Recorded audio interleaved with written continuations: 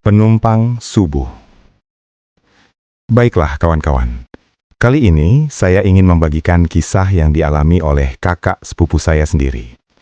Kejadian ini terjadi di Bali, sekitar tahun 2016. Sepupu saya namanya Raka.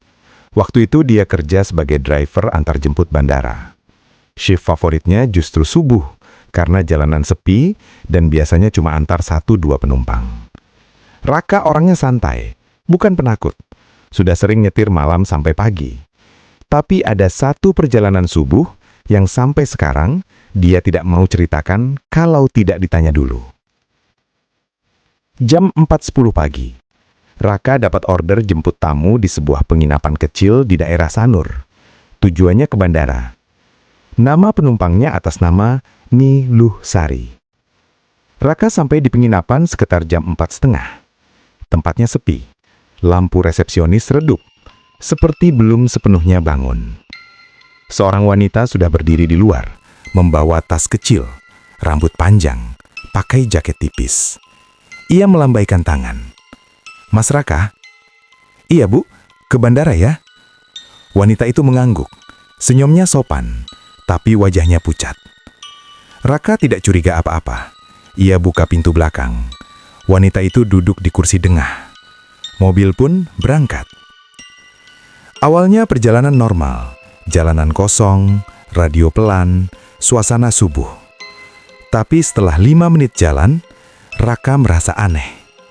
Ia tidak mendengar suara apapun dari belakang. Biasanya penumpang akan main HP, batuk, atau bergerak sedikit. Tapi ini sunyi. Ia melirik kaca spion. Wanita itu duduk tegak, menatap lurus ke depan. Tidak bergerak. Raka mencoba basa-basi. "Penerbangan jam berapa, Bu?" Tidak ada jawaban. Ia ulangi lebih keras.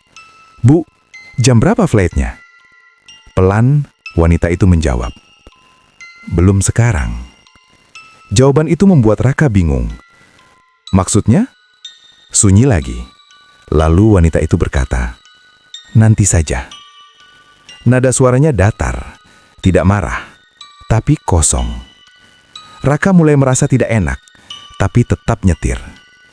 Sekitar 10 menit kemudian, Raka merasa mobilnya agak berat, seperti membawa muatan lebih dari 1 orang.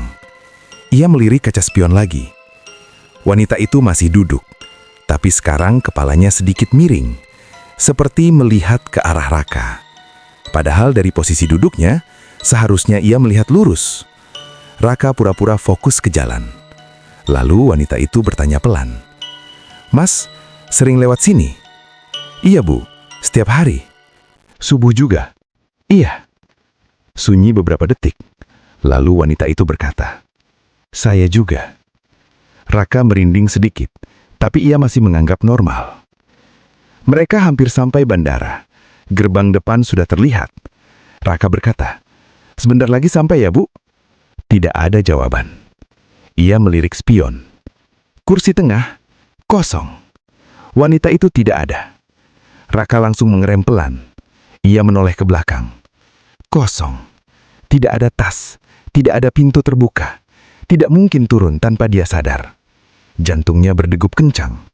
Ia berhenti di pinggir jalan, mengecek pintu. Semua terkunci dari dalam. Ia kembali ke kursi depan. Tangannya gemetar. Lalu, HP-nya berbunyi. Notifikasi dari kantor travel. "Order selesai. Terima kasih sudah mengantar." Raka langsung telepon kantor. "Bu, penumpang saya turun di mana?" Admin bingung. "Loh, sudah diantar ke bandara kan?" "Penumpangnya hilang di mobil." Admin diam beberapa detik, lalu berkata pelan, "Mas Raka, penumpang itu sebenarnya sudah cancel." "Cancel?" "Iya. Adi malam penginapan telepon. Ibu yang pesan meninggal mendadak. Serangan jantung sekitar jam 3 pagi." Dunia Raka terasa sunyi. "Namanya Niluh Sari?" "Iya." Raka mematikan telepon. Ia duduk diam di mobil. Lalu, pelan-pelan, dari kursi belakang, terdengar suara. "Mas, kita belum sampai." Raka tidak berani menoleh. Suaranya tepat di belakang kepalanya, dekat sekali. "Mas, saya belum turun." Nafas Raka memburu. Ia menutup mata. "Bu, mau turun di mana?" Sunyi beberapa detik. Lalu jawaban itu datang. "Tempat saya turun bukan di bandara." Mobil Raka tiba-tiba mati. Mesin mati sendiri. Lampu padam. Gelap. Dan dari kaca spion yang sekarang hitam, pelan-pelan muncul pantulan wajah wanita itu. Tepat di kursi belakangnya. Sangat dekat. Sambil berbisik, "Mas, terima kasih sudah jemput." Raka tidak ingat bagaimana ia bisa sampai rumah. Pagi itu, mobilnya ditemukan terparkir di pinggir jalan dekat bandara. Mesin mati, pintu terkunci. Raka ada di dalam, duduk di kursi depan, pucat. Sejak hari itu, Raka tidak pernah mau ambil order subuh lagi. Tapi yang paling membuatnya tidak tenang, setiap beberapa minggu sekali, di aplikasi travelnya, muncul order baru. Jemput Nih Luh Sari, jam 4.30 pagi.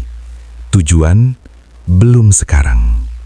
Dan order itu selalu muncul tepat di hari kematian wanita itu, tanpa pernah ada yang memesan.